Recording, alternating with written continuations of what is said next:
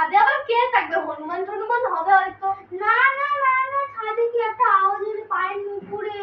তুই কি আমার ভয় দেখানোর জন্য কথাটা বলছিস? আরে না, আমি ভয় দেখাচ্ছি না, সত্যি কথা বলছিস?